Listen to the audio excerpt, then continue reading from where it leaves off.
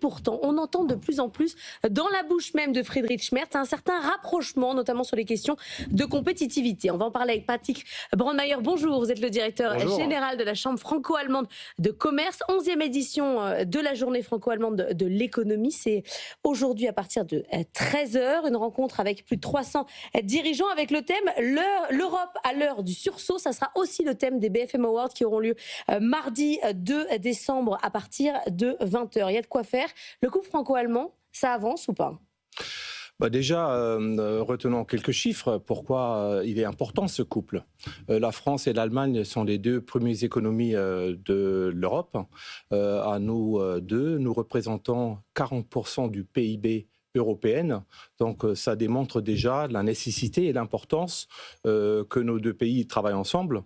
Et en plus, évidemment, et ça c'est l'idée de cette journée, que les entreprises se rencontrent, discutent comment améliorer la compétitivité, comment travailler sur la souveraineté digitale de l'Europe. Donc tout ça, c'est des sujets qui vont être traités aujourd'hui. Bien sûr, mais ce couple franco-allemand, c'est une histoire de politique aussi, d'entente. On voit un couple quand même Merz-Macron aujourd'hui qui semble bien fonctionner avec des mots en commun, cette notion de compétitivité prise par les Allemands, ce qui n'était pas gagné forcément. Vous avez l'impression qu'on va dans le bon sens ou pas ? Tout à fait. Évidemment, malheureusement, les conditions actuellement sont très difficiles, à la fois pour l'économie française et aussi allemande. Donc, d'autant plus important que, clairement, au niveau politique, entre la France et l'Allemagne, on constate une nette amélioration. Donc, avec l'arrivée de M. Merz, nous avons constaté que des vieilles questions qui étaient un peu en suspens, notamment en matière une défense européenne, mais aussi sur la question de l'énergie, il y a du progrès qui a été fait. Et moi, je pense que c'est extrêmement important d'utiliser effectivement ce contexte positif au niveau politique, maintenant pour avancer au niveau des entreprises et de se donner une feuille de route pour vraiment travailler entre la France et l'Allemagne avec les entreprises pour améliorer la situation. Annalisa. Donc maintenant qu'on s'entend mieux du point de vue politique, c'est un peu le moment de faire avancer les chantiers économiques, industriels. Le but, évidemment, c'est de faire émerger des fleurons franco-allemands européens pour faire face aussi aux Américains, aux Chinois. Est-ce que c'est possible ? Est-ce qu'on est prêt à renoncer à une partie de notre souveraineté nationale pour la mettre en commun avec les Allemands, avec les Français ? Pour moi, clairement, oui.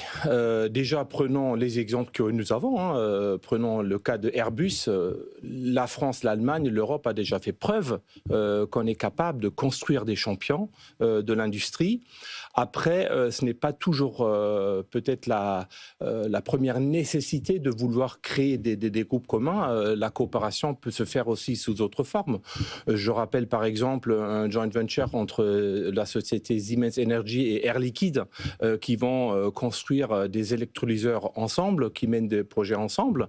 On a aussi par exemple le partenariat dans la défense, aussi un sujet qui émerge, qui est très important, où nous avons un partenariat entre le français Arcus et Mercedes, qui vont donc proposer un véhicule militaire ensemble. Donc on a toute cette exemple concret de coopération sans pour autant devoir créer tout de suite des entreprises communes, mais je pense que ça peut et ça va aussi certainement arriver. Il vaut mieux avoir un projet commun dans lequel on fait une joint venture que de vouloir avoir un leader. Je pense typiquement au SCAF où tout le monde veut être à la tête du projet et le projet du coup a du mal à avancer.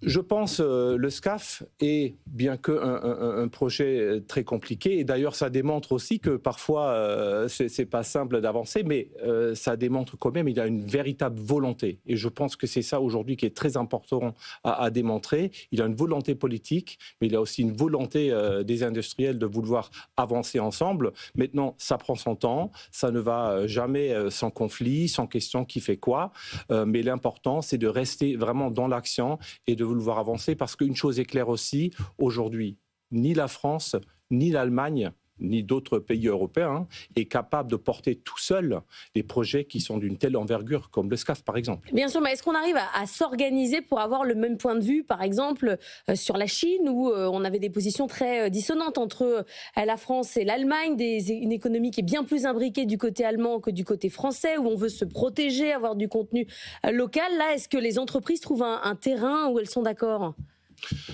Oui, je pense que oui, parce qu'encore une fois, entre la France et l'Allemagne, et vous l'avez bien dit, hein, on part souvent des points qui sont très divergents. Et c'est pour ça, une fois que l'Allemagne et la France, et d'ailleurs on finit, peut-être pas toujours, mais très très souvent à trouver un terrain d'entente, c'est ça aussi qui forme la base derrière pour que les acteurs de l'économie puissent avancer ensemble. Annalisa. Vous avez parlé de la politique énergétique, ça fait partie du programme d'action franco-allemand qui a été signé en septembre. Quelles sont les nouvelles avancées? On parle d'une nouvelle phase de coopération qui s'ouvre, mais de quoi on parle concrètement entre la France et l'Allemagne? Concrètement, déjà commençons avec le point qui change tout, c'est-à-dire dans un accord qui a été donc signé au mois de septembre, l'Allemagne reconnaît officiellement le nucléaire en tant qu'énergie basse carbone. Et donc ça nous a fait du bien. Un point divergent depuis de nombreuses années. Et donc là, je reprends ce que je viens de dire. Regardons, on peut avancer ensemble, on trouve des compromis. Et qu'est-ce que ça change concrètement?